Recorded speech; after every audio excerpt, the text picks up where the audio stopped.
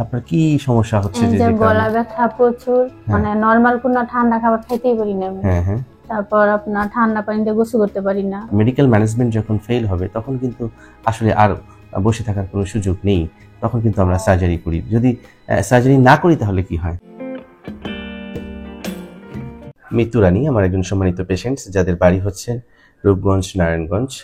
প্রায় 1.5 বছর আগে আমরা তার প্রথম একটি অপারেশন সম্পন্ন করি, আর সেটি ছিল নাকের অপারেশন। নাকের অপারেশনটা হয়েছিল মূলত তার নাকের কিছু সমস্যার জন্য। মৃত্যু দীর্ঘদিন ধরে খুব ভালো ছিল, মাঝখানে আবার তার একটি গলার সমস্যা দেখা দেয়। সেই গলার সমস্যাটা কি, বারবার তার গলার মধ্যে ব্যথা হয়।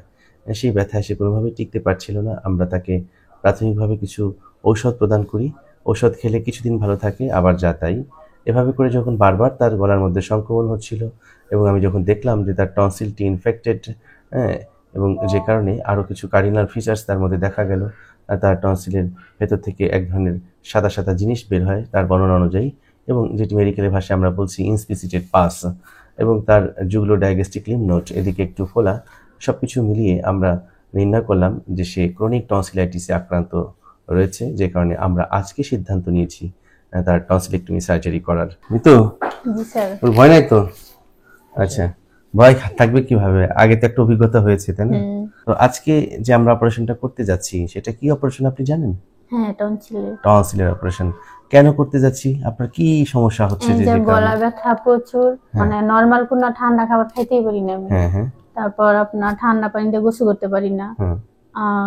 এই যে মাথায় এখনো ব্যথা করতেছে। আচ্ছা আচ্ছা। পরে যদি একটুনি কথা বলি, একটু কথা বলা পরে এই জায়গা আর কথা বলতে পারি না। রাইট। গলা অনেক ব্যথা করে। গলার মধ্যে এরকম সংক্রমণ হলে কিন্তু আমরা প্রথমে চেষ্টা করে থাকি ঔষধ দিয়ে, কিন্তু ঔষধে যখন রেসপন্স করবে না, অর্থাৎ মেডিকেল ম্যানেজমেন্ট যখন ফেল হবে, তখন কিন্তু আসলে আর বসে থাকার কোনো সুযোগ নেই, তখন কিন্তু আমরা সার্জারি করি। যদি সার্জারি না করি তাহলে কি হয়?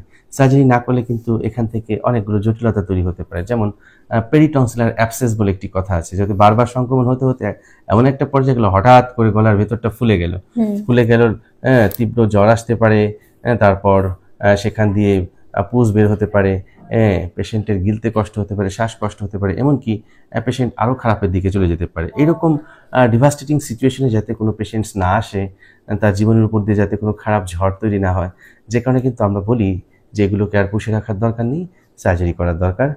সেই কারণেই কিন্তু মৃত্যু আসলে মূলত এই সার্জারি করার জন্য এখন প্রস্তুতি নিয়েছে, এবং আমরা অপারেশন করব। তো আপনারা সবাই দোয়া করবেন। প্রথম অপারেশনটি সফল হয়েছে, আমরা যেন এবারটাও সফল হতে পারি। ঠিক আছে? ঠিক আছে মিতু, আপনি আমার জন্য দোয়া করবেন। হ্যাঁ, সব সময়। Okay, hope for the best. আপনারা সবাই দোয়া করবেন। Thank you very much, and please take care of your health.